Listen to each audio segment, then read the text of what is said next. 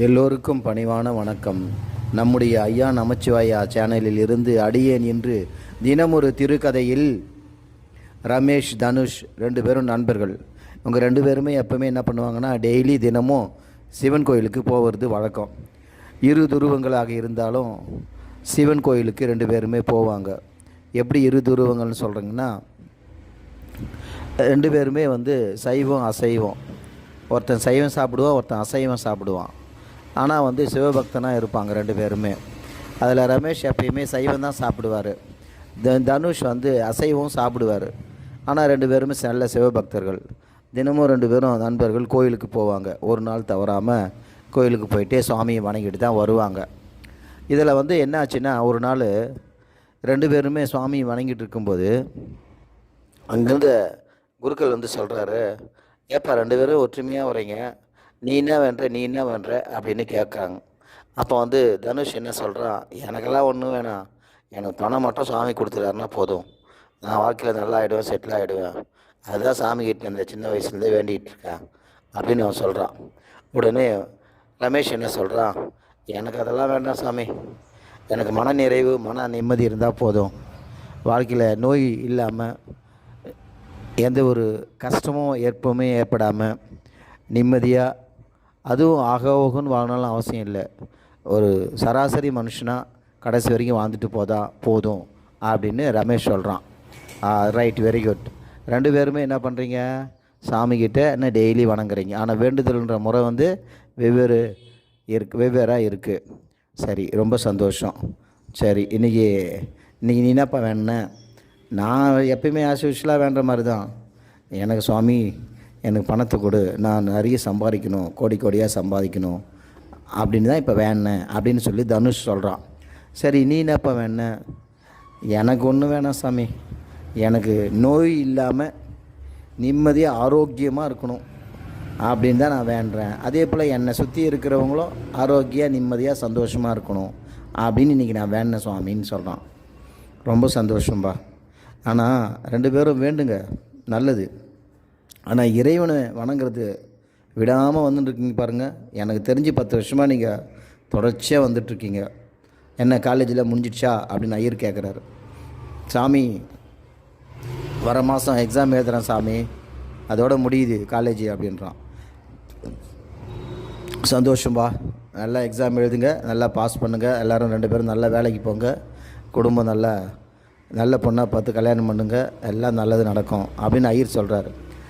ஏன் சாமி நீங்கள் வேறு அதுக்குள்ளே அங்கெல்லாம் போயிட்டீங்க, இன்னும் வேலைக்கு போகணும், சம்பாதிக்கணும், அப்புறம் தான் கல்யாணம்லாம் அப்படின்னு தனுஷ் சொல்கிறான்.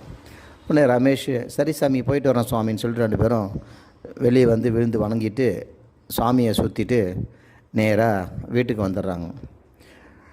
பல மாதம் போகுது, எக்ஸாம் முடிஞ்சிடுது. எக்ஸாம் முடிஞ்சது, வேலைக்காக படிக்கிறாங்க. 2 பேருமே பாஸ் பண்ணுறாங்க. வேலைக்கு 2 பேருமே போயிடுறாங்க. நல்ல வேலை 2 பேருக்குமே கிடச்சிது. இதில் ரமேஷ் அவங்க அப்பா அம்மா வற்புறுத்துறதால நான் கல்யாணம் பண்ணிக்கணும்னு சொல்கிறாங்க. ரமேஷ் கல்யாணம் பண்ணிக்கிறாரு. தனுஷ் கல்யாணம் பண்ணல, இல்லை நிறைய நான் சேர்த்து வச்சுட்டு அப்புறம் தான் நான் கல்யாணம் பண்ணுவேன்னு சொல்லி அவன் கல்யாணம் பண்ணாமல் இருக்கிறான். இப்போ ரமேஷ் கல்யாணம் பண்ணிட்டான். கல்யாணம் பண்ணிவிட்டு அவனுக்கு 2 குழந்தைங்க இருக்கிறாங்க. சந்தோஷமாக இருக்கிறான் ரமேஷ். இப்போ தனுஷ் என்ன பண்ணுறான், நல்ல பணத்தை சேர்த்துட்டான், கல்யாணம் பண்ணுறதுக்கு போகிறான். சாமிக்கிட்ட பணம் கொடுத்துட்டேன், ரொம்ப சந்தோஷம் சாமின்னு சொல்லிட்டு பொண்ணு பார்க்க போகிறான், கல்யாணம் பண்ணிக்கிறான். இப்படியே காலம் போது ரமேஷ் என்ன பண்ணுறான், தன்னுடைய மனைவி, குழந்தைகள் எல்லோரோடமும் இப்போலாம் தினமும் கோயிலுக்கு வர ஆரம்பிக்கிறான். தனுஷ் தான் மட்டும் கோயிலுக்கு வரான், மனைவி வரத்தில்ல. அப்போ அவன் கேட்குறான், ஏன்டா உங்கள் ஒய்ஃபை கூட்டின்னு வரத்தானேன்னு சொல்கிறான். இல்லை எங்கள் ஒய்ஃபெல்லாம் நாங்கள் சாமி கோயில் தான் கும்பிட்டா தான் கும்பிட்ற மாதிரி அர்த்தமா, நான் வீட்டிலேருந்தே கும்பிட்டுக்கிறேன், நீங்கள் போயிட்டு வாங்கன்னு சொல்லிட்டா, அதனால் நான் மட்டும் வரேன் அப்படின்னு சொல்கிறான். சரிப்பா, சந்தோஷம்பா அப்படின்னு ரமேஷ் சொல்லிட்டு 2 பேரும் பேசிட்டு கிளம்பிடுறாங்க. இது காலம் இப்படியே போயிட்டுருக்கு. ஒரு நாள் ரமேஷுக்கு மனம் சஞ்சலமாக இருக்குது. என்ன அப்படின்னா, தான் பொண்ணுக்கு கல்யாணம் பண்ணணும், கையில் காசு இல்லை, வாங்குகிற சம்பளம் வருமானதும் எல்லாமே என்ன ஆகுதுன்னா குடும்பம் நடத்துறதுக்கே சரியாக போகுது. அவனால் சேர்த்து வைக்கவும் முடியல.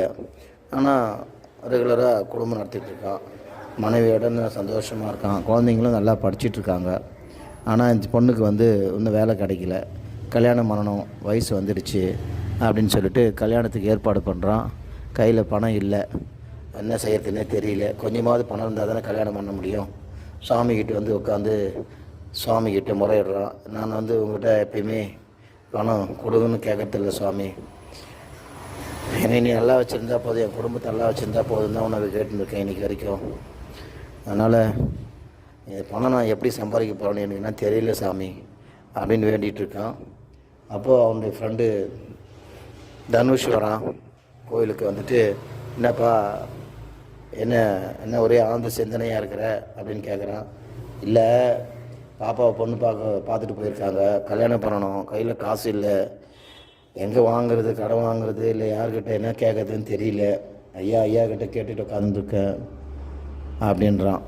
உடனே அது ஏன்டா இவ்வளோ கஷ்டப்படுற, நான் தரேன்டா உனக்கு, எந்த 2 லட்சம் கொடுக்கட்டுமா, எத்தனை லட்சம் வரும்னு கேட்குறான்.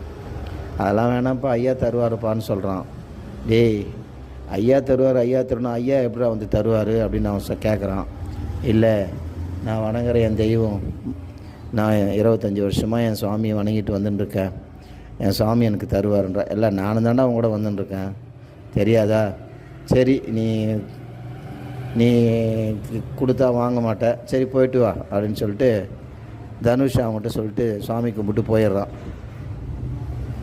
அப்போ அவனுடைய இன்னொரு ஃப்ரெண்டு அங்கே ஏதாச்சுமா அங்கே வரான். ரமேஷ் கிட்ட வந்து, என்ன ரமேஷ் பார்த்து ரொம்ப நாள் ஆச்சு அப்படின்னு கேட்குறான். ஆமாம், நீ எங்கே காணோன்னு. இல்லை, நான் வந்து இப்போ சென்னையில் ஒர்க் பண்ணுறேன், எப்போயாவது வருவேன், வந்தால் எங்கள் சாமியை வணங்கிட்டு போவேன், சின்ன வயசுலேருந்து கோயிலுக்கு தானே வரேன், கோயில் வணங்கின சுவாமியாச்சே அப்படின்னு சொல்லிட்டு பார்த்துட்டு போகலான்னு வந்தேன். என்ன உட்காந்துக்கிற, வீட்டுக்கு போகலையா, மணி 9 ஆக போகுது. இல்லைப்பா, மனசு கொஞ்சம் கஷ்டமாக இருக்குது, இதான் சாமிக்கிட்ட முறையிட்டு இருக்கேன். என்ன விஷயன்றான். ஒன்றும் இல்லைப்பா அப்படின்றான். என்ன ஒன்றும் இல்லை சொல்லு, பண கஷ்டம் தானே அப்படின்னு வந்தவன் கேட்குறான். அது எப்படிப்பா உனக்கு தெரியும், எல்லாரும் அதுதானேப்பா அந்த வாழ்க்கையில், சாமிக்கிட்ட கஷ்டம்னு வந்தாலே பண கஷ்டம் தானே மெயினாக இருக்கும், அப்புறம் தானே மற்றதெல்லாம் வரும், அதான் ஒரு யூகமாக சொன்னேன், உண்மைதான்பா அப்படின்னு அவன் சொல்கிறான். உடனே வந்தவன் என்ன செய்கிறான், பாக்கெட்லேருந்து 2 கட்டு எடுத்து அவங்க கையில் கொடுக்குறான். இந்தடா வச்சுக்கோ, இதில் 1 லட்சம் ரூபா இருக்குது, வச்சுக்கோ, கல்யாணத்தை நடத்து அப்படின்னு அவன் கொடுக்குறான். பா, என்னப்பா சொல்கிற, என்ன திடீர்னு வந்தால் பணத்தை கொடுக்குற அப்படின்றான். ஏப்பா, நான் இப்போ தான்ப்பா சென்னையிலேருந்து வரேன், நேராக வரேன், வேறு ஒருத்தருக்காக இந்த பணத்தை எடுத்துகிட்டு வந்தேன், நீ பண கஷ்டம்னு உங்கள்கிட்ட கொடுத்துட்டு அப்புறம் அவருக்கு அரேஞ்ச்மெண்ட் பண்ணி கொடுத்துடலன்னு சொல்லிட்டு உனக்கிட்ட கொடுக்குறேன், வாங்கிக்கோ அப்படின்றான். ஆனால் வந்து நான் பணத்தை திருப்பி கொடுத்துருவேன், வட்டி சொல்லு, வட்டி எவ்வளோன்னு கொடுத்துறேன்னா. அதெல்லாம் வட்டி வேணாம் கிட்டேயும் வேணாம், முதல்ல பணத்தை வாங்கு அப்படின்னு சொல்லி அவன் கொடுத்துட்டு, நீ எப்போ உனக்கு கொடுக்குன்னு தோன்றோ அப்போ கொடு, என்னால் முடிஞ்ச ஒரு சிறு உதவி அப்படின்னு அவன் சொல்கிறான். அப்போ அவன் என்ன சொல்லிவிட்டு, சரி நான் போயிட்டு வரேன்டான்னு சொல்லிட்டு அவன் கிளம்பி போகிறான். ஐயாவை பார்க்குறான். ஐயாவை பார்க்கும்போது அப்படியே இப்போ தான் வேண்டிகிட்டு இருந்தேன், 1 மணி நேரம் கூட ஆகலை, என் சுவாமி நீ பணத்தை கொடுத்துட்ட, உன்னுடைய கருணையே கருணை சுவாமி அப்படின்னு சுவாமிக்கு முட்டி போட்டு சுவாமிக்கு நன்றி சொல்கிறான். அப்போ வந்து யோசிக்கிறான். அவன் வந்துட்டு போனவனுடைய பேர் வந்து சிவநேசன்.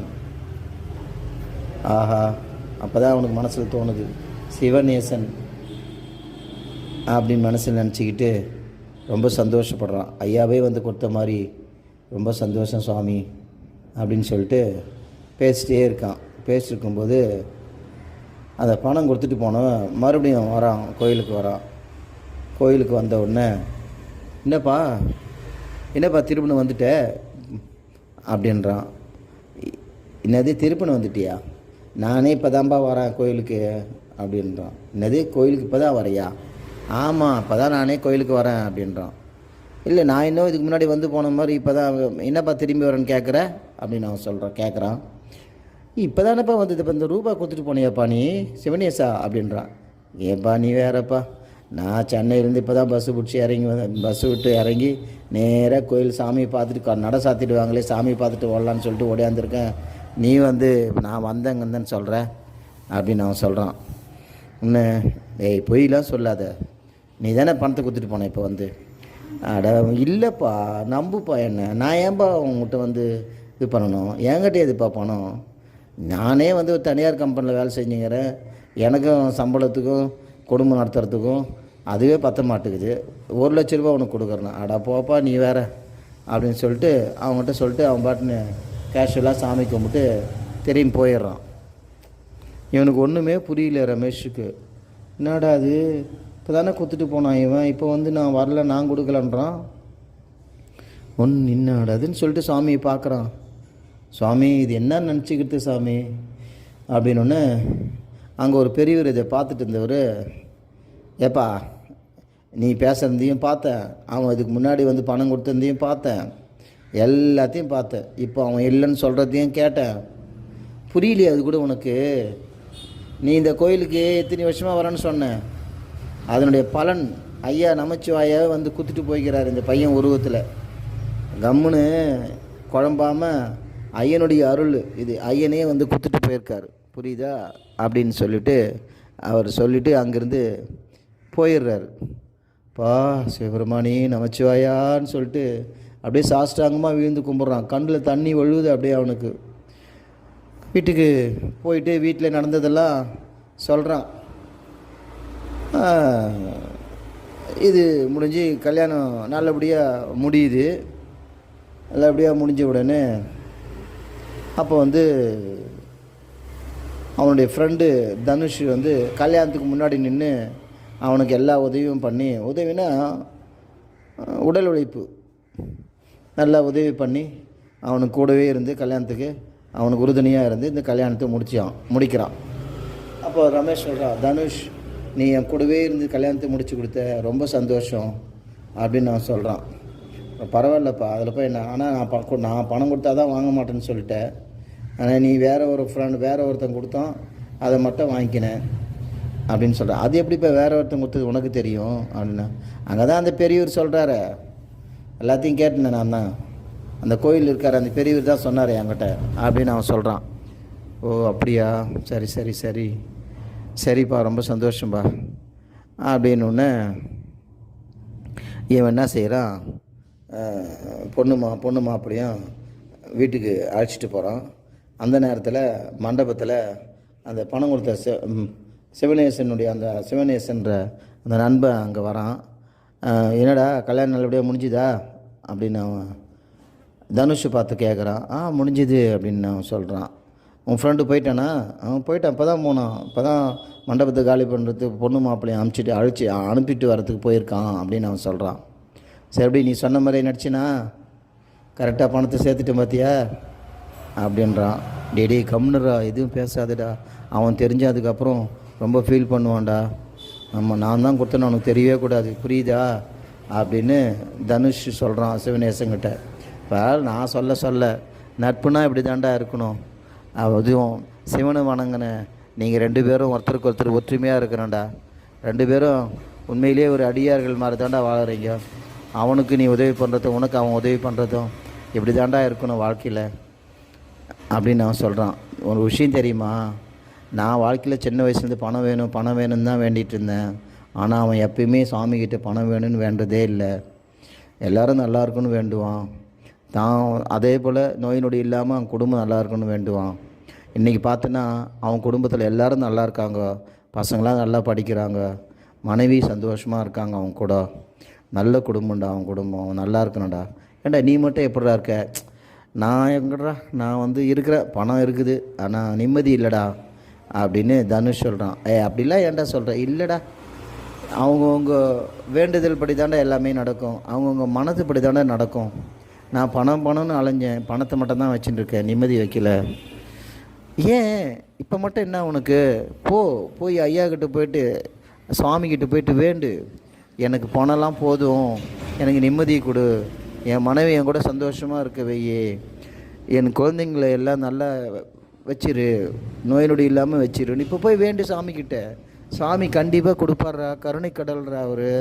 நீ கேட்குறத கொடுக்கறதுக்கு தயாராக இருக்கிறாரா சிவபெருமான் அப்படின்னு அவன் சொல்கிறான். அப்படியா, சரிடா, நீ என்னவோ சுவாமி சொல்கிற மாதிரியே நினச்சிக்கிறேன்டா அப்படின்னு சொல்லி அன்றைக்கிலேருந்து அவன் பணத்தை பற்றி சாமிக்கிட்ட வேண்டிக்காமல் ஆரோக்கியத்தை பற்றியும் குடும்பத்தை பற்றியும் சாமிக்கிட்ட வேண்டி, மற்றவங்களுக்காகவும் சாமிக்கிட்ட வேண்டி அவனுடைய வாழ்க்கை நடத்திட்டு வரான். இப்போ கொஞ்சம் கொஞ்சமாக அவனுக்கு வந்து நிம்மதி வருது, லைஃப்பில் ஒரு தெளிவு ஏற்படுது. இப்போது தனுஷும் ரமேஷும் வந்து ஒருத்தருக்கு ஒருத்தர் அந்யோன்யமாக வாழ்ந்துட்டுருக்காங்க, சிவாய நமன்னு சொல்லி நிம்மதியாக இருக்காங்க.